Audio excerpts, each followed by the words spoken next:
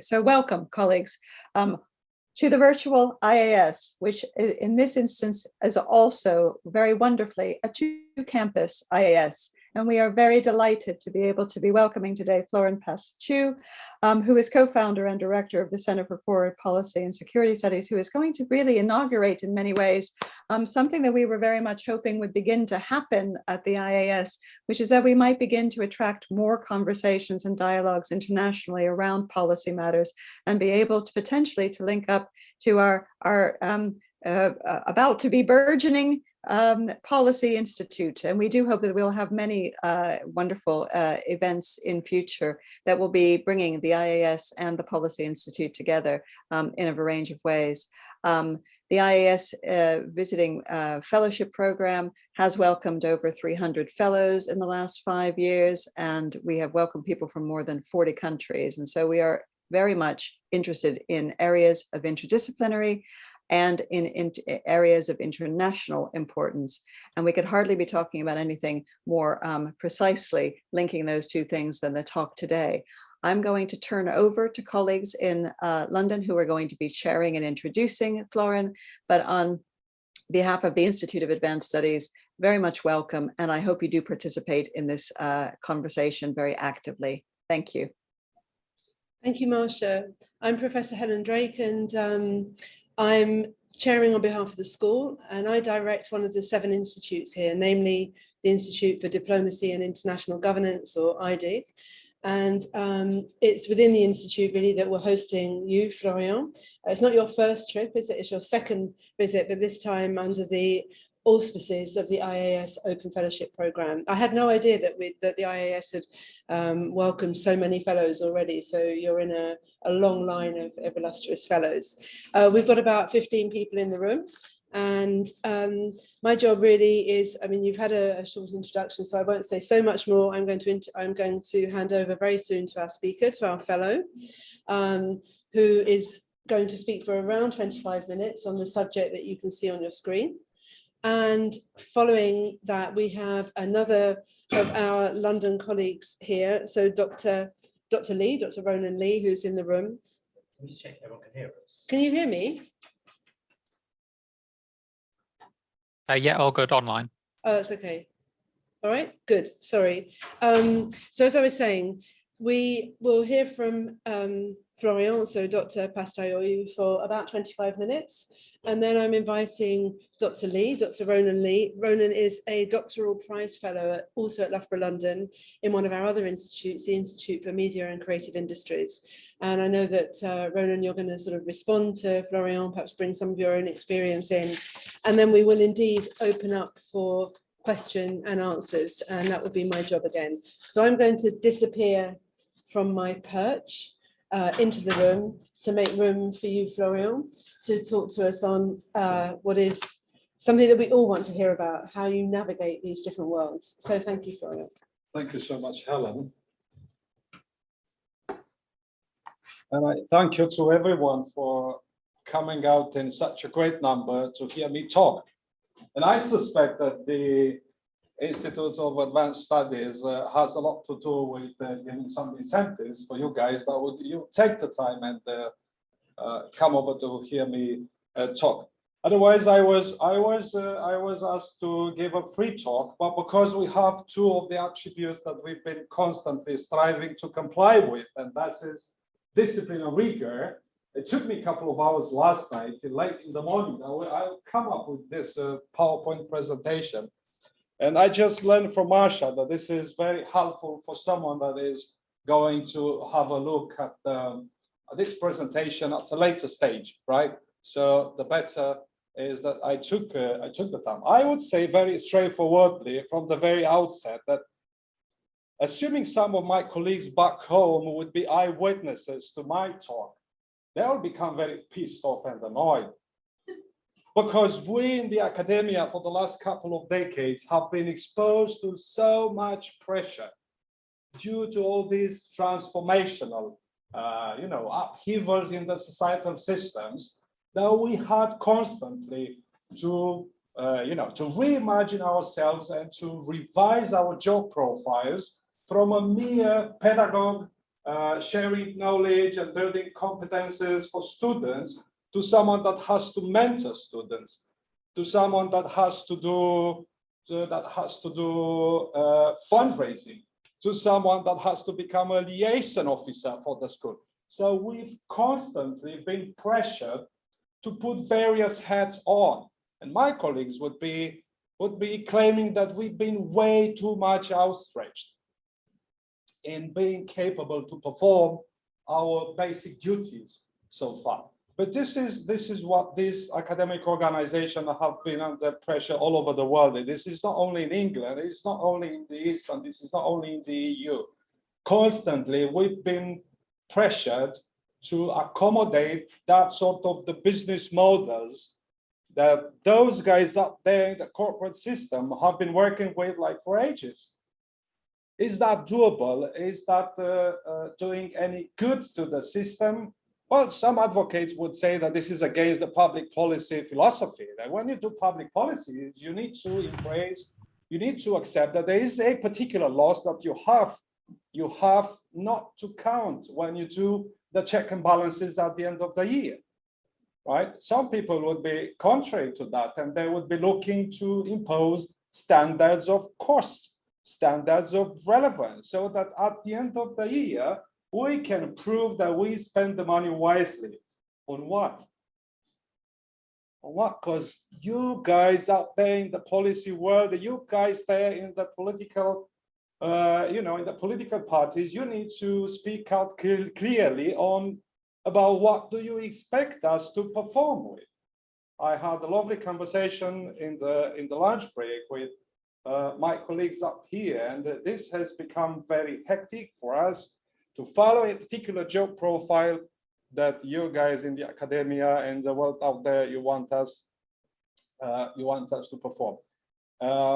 I have to say that it's been a privilege for myself to come back here and it's an honor to stay close to Helen and to Christian and to share from their academic wisdom and to share from their vision in how you do performing an elite-driven academic work. So thank you, Helen, and thank you, Christian. But not least, thank you, Marsha, for availing this fabulous program, the IAS Open Program Fellow that I'm so privileged to be part of.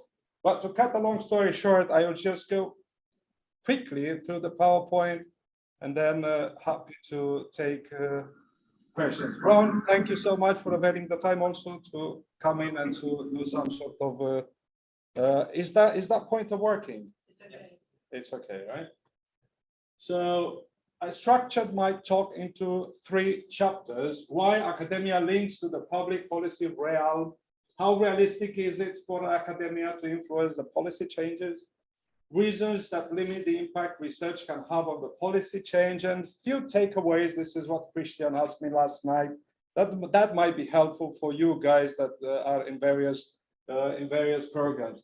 I have to say clearly from the very outset, this is not my area of expertise, but personally, I got the privilege throughout my entire, let's say, career path to bounce in between various tiers of government and to avail myself to various instances that I got to learn about how this system works at various levels, and also to get hands-on experience that I would become capable at various points in time to influence the policy making, right? My expertise lies with international relations and particularly foreign policy, security and defense, right? But I would say that I've always seized the opportunities to get involved in any policy domain, from the very local level and regional level to the very top national level, but also the international level. So I've taken into my responsibility to tackle various dossiers, no matter what would be the policy at issue. So I'm an expert technically in anything? Not really, but you have to develop in the academia, and I enjoyed a lot of conversation with you, Ron, in the lunch break. You have vertical competencies that you develop throughout your training programs, but there are more and more increasingly horizontal competencies. You name it. That could be learning how to become a good advocate, learning how to become a good lobbyist, learning how to become a good fundraiser, and so on. And that would qualify you technically for any particular job out there in the policymaking realms. So never hesitate to say yes to any contract that someone would like to offer you, because you'll do the best, right? So this is how I'll be structuring my talk into. I have to take a bit of a distance with it. It's difficult without my glasses to read on. Why the academia links? Universities need to preserve their bedrock mission to produce hardcore research. Therefore, the challenge we are constantly faced with is to avoid becoming trapped by the abstract universe of theories and the strive to link them with the practical aspects of policy making in any societal system. Last night, I was very harsh on my dear colleagues from all over in the academia. But since I got only a couple of hours of sleep, I woke up very early in the morning and tend to revise the language and also the biasness into my talk. Because I tend to be very harsh on fellows in the academia that do not make efforts to link with the world out there, right? Which is not fair, I have to say. So happy I did the revision of the text anyway. It is about constant sharing in between the two communities. If one could make such a clear-cut distinction, the policymakers need to scientifically discipline themselves and accommodate new strides with making research, whereas the academia have to become more down to earth. But my call is for the academia to keep on the hardcore mission for scientific research. Nevertheless, you need to do some sort of what we call in the policy realm cross-fertilization in between the two words that we most of the time tend to look at it in dichotomic terms. I mean, it is we and them, right? We are the best guys, they are the bad guys, and vice versa goes well as well. The emerging vicious cycle of governance under constantly emerging crisis and the rise of populism have triggered ad hocratism. I have no idea if that's a popular term that you are handy with, but this is what, please, Helen. It's a great one. It is a great word, yes. I mean, we tend to blame our governments that they become too much, responsive on an ad hoc standing to the rolling crisis. Crises in themselves have become a principle of ordering our societal dynamics, right? So governments always tend to go behind that and took the crisis as the scapegoat for them to regulate on an ad hoc basis. But this has got governments, no matter that's the government at the central level or the local and regional levels, they've got governments under heavy pressure to meet the law's requirements, which says that you need to pursue ex ante assessment before you propose any amendment to any public policy. But being the time pressure that the governments have with that, this has availed a huge opportunity for us because they have to outsource the expertise from somewhere. Some people would be capable to conduct ex ante assessment for them, so they need to produce and get into a very high pace of policy cycle. But this has led them also to the crisis of the legitimacy and democratic deficit, becoming protracted no matter of what political parties are in offices. And this has pushed governments to embrace some sort of a U-turn. So from a focus on outputs production by public policies, they shifted to the inputs production stage. So being more cautious about the way we produce public policies, right? And if you look at the EU case, which is not the case any longer with the UK, so I'm not going to spend time on that, there's been a lot of very aggressive community-level legislation that has been putting a lot of pressure on the governments to open up the stage of policy production of public policies. There is scarcity in all governments who produce in-house ex-ante assessment. This is what I already pointed out earlier. And yet one needs to develop the ability to reasonably assess the leverage she has to alter changes in any policy domain given the circumstantial factors such as time, space, means at hand. Contingency plays a hell of a job whenever you want to jump into any altering of the public policies in whatever domains. And I will give you some case studies that myself and some of the Christians have been involved into so far, right? Reasons that limit the impact research can have on the policy change. I got some titles that would, bring some intellectual reflection behind that. They're not metaphors. They've been, the results of a couple of decades of working into the domain. Oftentimes, the academia seek to tick boxes in their own career path, which is a sum total of isolated metrics. Therefore, the number of quotation, the relevance of academic journals sometimes limit the time allocated to connect to the real world out there. Not to say that few of our fellow colleagues find it as an endeavor beneath one's academic posture or even dignity to interfere with the world out there. But there's no offense, right? I mean, there are people that have followed a career in the academia just doing their daily jobs in publishing like tons of articles and climbing up in real time the academic career. That's a choice that we take, and it bears cost for each of us. Because I've come to a particular age, I should have been on the career ladder up there on the top position. But I've been lagging a lot in producing the academic style articles and rather invest my time into trying to impinge massive changes in the public policy realm, right? Is that a good or a bad thing? That was the decision I've taken and I've lived up with after 25 years of working into the academia. Just to give you a hint on that, my former assistant, he became even the dean of my faculty, and now he's a full professor. Am I happy with that? Absolutely. He did nothing, just, riding upon the system that is rather democratic, and it's been there for everyone. That's my choice of not getting myself embarked upon such a career path, right? So no offense to anyone. Actions speak louder than words. The research project to amend the law in order to introduce good governance as an ordering principle in public schools in Romania. It happened like 15 years ago. I think it's 15 years ago, but you got to correct me.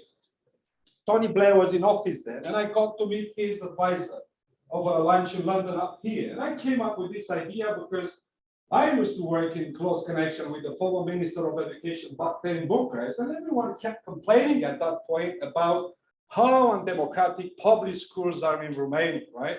So after a chat with this fabulous lady in London, she said, Florin, why not about doing something in between England and Romania? How about that? Why not availing time and we do some exploratory talks with the National Agency for Youth in England. And we have a very, very close cooperation with the Norfolk County Council that is one of the most progressive and aggressive in introducing these standards of good governance in schools and various public organizations. So that was the project that I ran with the Ministry of Education in Romania, with the Norfolk County Council up here, and with the National Agency for Youth. Quite an endeavor, but this is the case, what I call actions speak louder than words. If you want to have an impact, if you want to influence something, that was a pilot project that we conducted in the south of Romania. That was embraced as a national policy to be replicated all over the country. Bad enough the minister left the office, bad enough that I had to change course of action for various reasons. So the project was to some extent dropped dead, but we got to the point to amend the legislation and to get various changes into that, failing to embrace the policy funnel.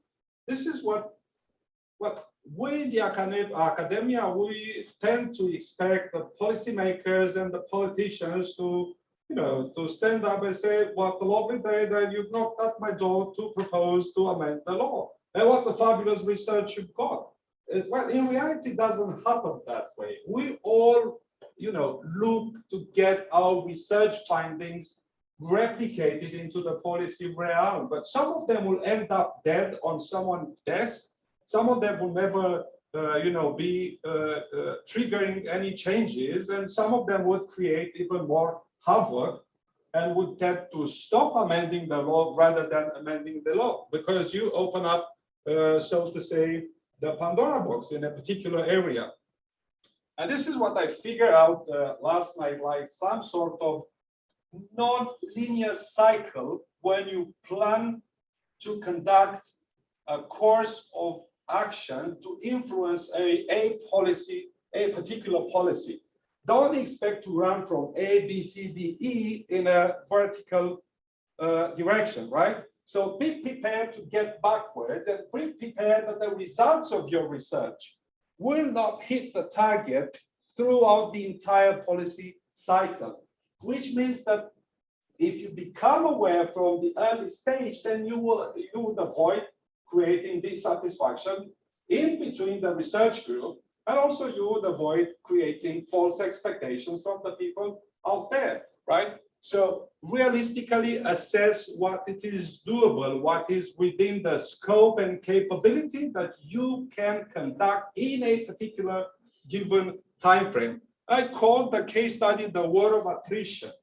I was invited like a year and a half ago by one regional government in the south of Romania that we come up with something which is revolutionary in the allocation of the EU funding, but also revolutionary in the way of attracting foreign direct investment, and particularly loans from the World Bank, right? So this is how we came up after doing a bit of a studying, a bit of research, with a preliminary position paper.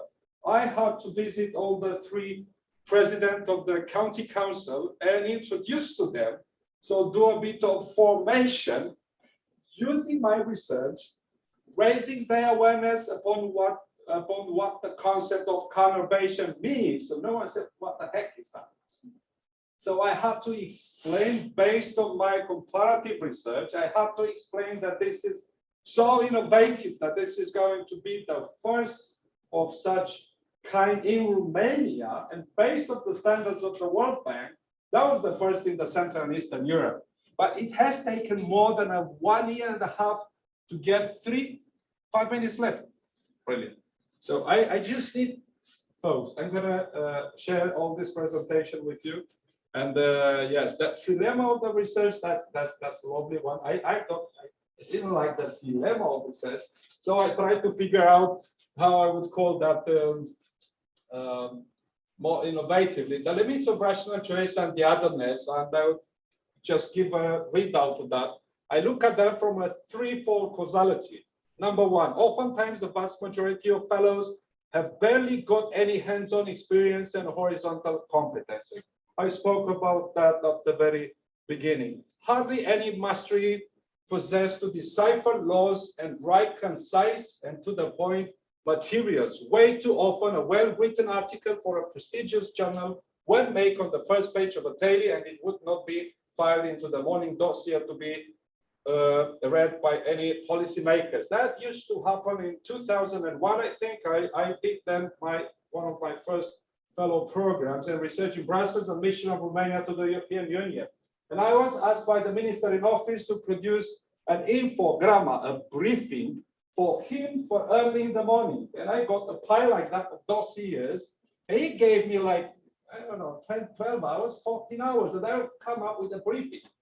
And because I did not have that kind of a skills, I wrote like 6 pages. And early in the morning, his assistant said, Florin, the minister is expecting you. I put the 6 pages on the paper and said, what the heck is that, Florin? I have only 3 minutes left in the car till I reach the European Parliament, and I need to give a talk with us. So get that away. He was screaming like hell. This is not the help that I'm expecting from you.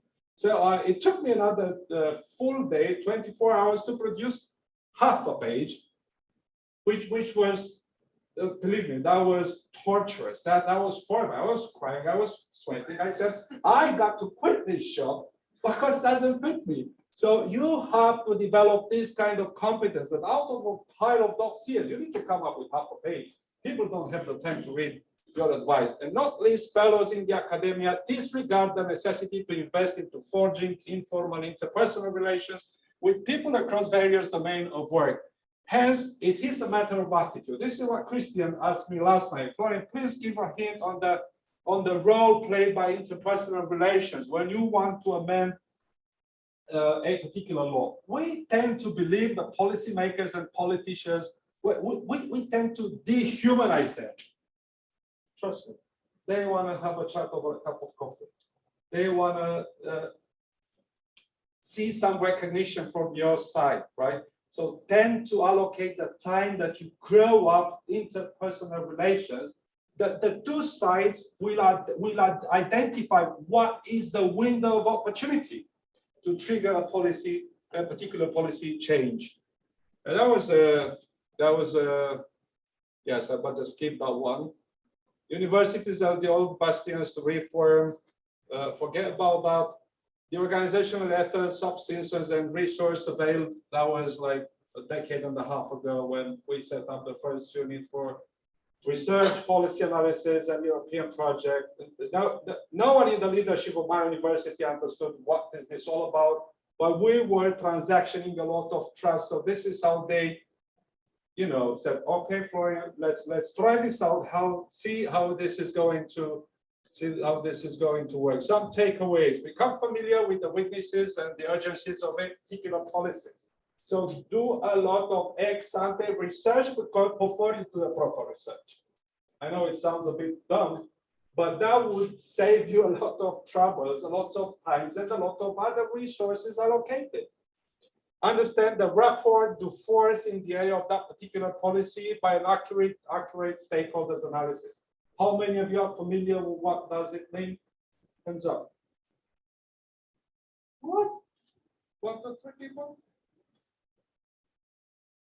Find the negative spillover and the regulatory impact the policy creates on the very beneficiaries. So go to the very grassroots level, identify the group of people, the group of organization, and try to see what would be their expectations from a policy change. You may get half of your research already completed because you keep the time to talk to the beneficiaries, right? So this is not a waste of time. Explore the policy relevance for the international organization. Thus, it shall help you to develop the sandwich approach. I love that. 25 years ago, when someone that was delivering the training explained us what does it mean, the sandwich approach, right? You need to explore the international context at the level of the international organization that particular policy is the object of work, right? So let's say if the agency for what do you call that, for relief and aid in Palestine is working on a particular subject, you need to relate what you want to propose for the Palestine with the agenda of that particular organization, because that will put you a bit of a pressure on the governments you want to work with or on the legislator to amend the law. And the sandwich approach, because you also stir at the very grassroots level, put also some bottom-up pressure, and you get the legislator just agreeing because they don't want to come against an international organization. That goes no matter what is the profile of that particular state. They don't want to cash in any political costs for the next political cycle. Get proactive, get yourself into the policy blob. This is awfully necessary. You have to spend time with that particular policy blob. This is a bit of a waste of money because the university won't give you any money on that. So you have to spend money for your own pocket, enjoying coffees and taking meals with them, and but just sign up for the meetings they organize. That could be a roundtable on anything, just a conference. Let them learn about you, grow a mutual learning relationship between you and them. Create instances for a learning relationship before you commit to action. Before you go up there and propose them, you can imagine it's not because they are against, it's not because they don't understand the relevance of the changes you propose to the policy. They always think in terms of policy cycles. So I have 2 years left in office, and this dude asks me to amend the law that could bear a hell of political cost and lesser gains for me. So why would I do that? Be prepared to have your work shuffled and never see the daylight, which apparently translates into working for nothing, which is not true just successfully, because you just successfully pushed the level of awareness and informing which it may surface in a given context. It did happen like 3.5 years ago. I was working my time with Christian to produce a very critical report for the Ministry of Foreign Affairs in Romania. And we knew from the very beginning that there are that slim chances that would ever see the daylight and that would ever be capable to publish that. But this was a decision that we took from the very outset. I said, we are working almost for nothing. No, we are opening that big window of opportunity. And this is just going to be a matter of time to seize the opportunity and push forward that result. We called for a committee meeting at the Parliament. We got people from the Ministry of Foreign Affairs signing in. Over the cup of coffees, they would say, yes, this is what we need to do, but that's against the political circumstances we are not with. Not least crossed what we call the elevator pitch. Does that make sense? Brilliant. Thanks a million. I would have loved to get more time, but next time. Thank you. Thank you.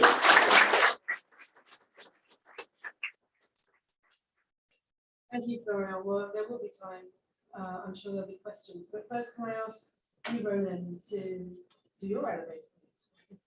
Your response. I think you'll have to come over here if that's okay.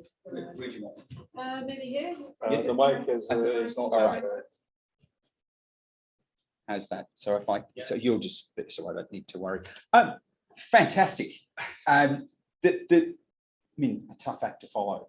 The great thing about what I've just heard is that you and I actually come from very different backgrounds in terms of how we came into policy. So you've come at it from the university side, and I've come at universities from the politics and policy side. But I think I agree with everything that you've presented in terms of the analysis of the problem.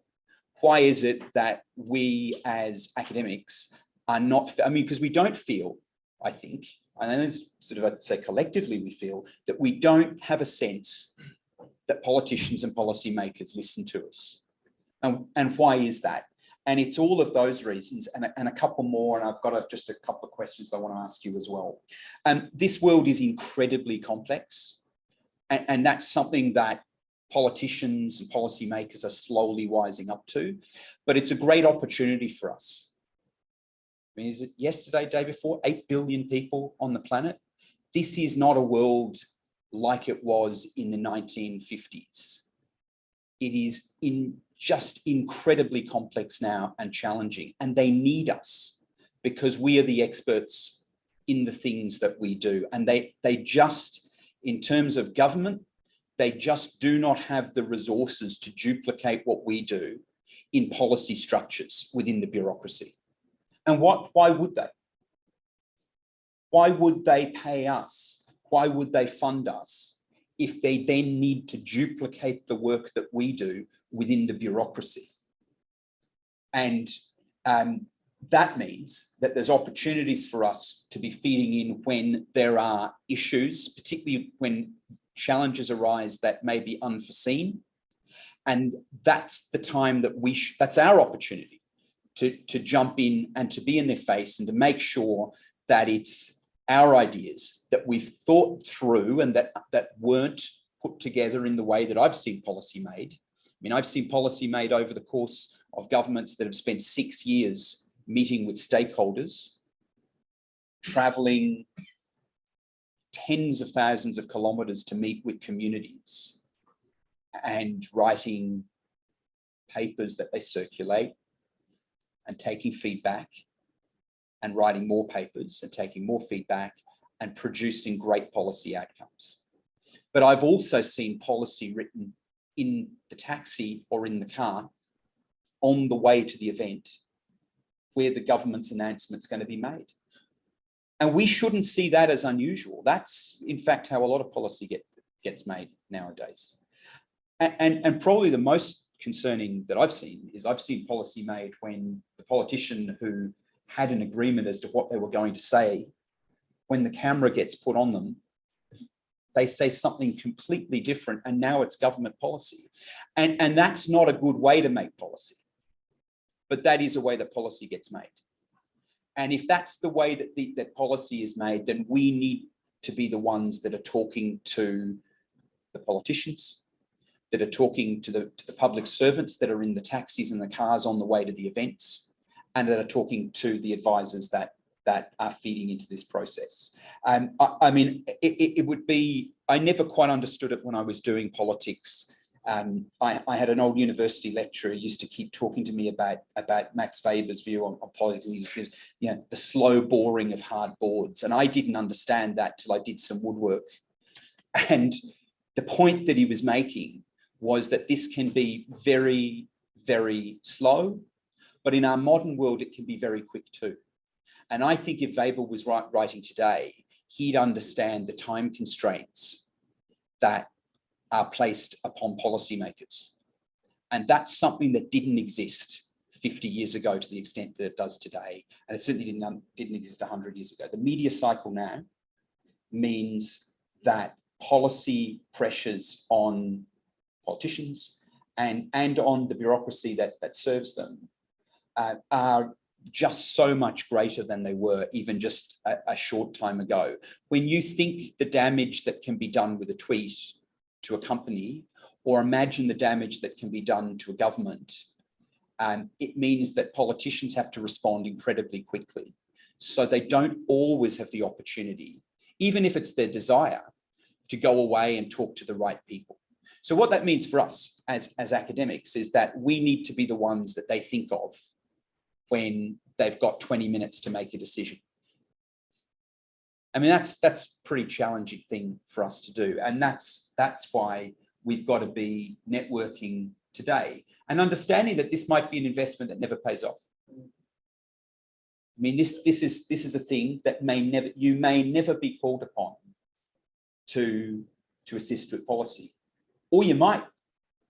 I just finished with this because it was a great frustration, but also a great opportunity for me to feed into political processes recently. I mean, I work in a field of study, and actually two things happened. I work in a field of study that when I started, absolutely no one in government wanted to hear of. And I bashed on their doors in multiple places. Anyone I knew I was talking to about the refugee group that I work with. And then there was a crisis. Then there was an event that occurred, and all of a sudden, the only number that they had, and the only person they could call who had any knowledge of this, was me. Now that changes quickly because you get people skilling up within the bureaucracy, which is an important thing to happen. You also get other people who maybe aren't expert in your field. It's another frustration I think that you've probably experienced, that other people who aren't expert in your field decide that they'll jump in and give some ill-advised comments. But the value of being available and being the one that the politicians and the advisors knew had knowledge of the area was, I think, pretty important. I had a conversation with a group of academics in February and March. It was an ongoing thing, February and March of last year, when the coup happened in Myanmar. And this was surely the time that these people would be actively knocking on the door of politicians. And it was at that point that I realized how few of us actually have done that work. We often wait till there is a crisis. And then we say, why are they not talking to me? Crisis has occurred. I'm the person who's done the research. Why are they not talking to me? Well, they're busy now. So the opportunities for building trust with policy people are before the crisis occurs.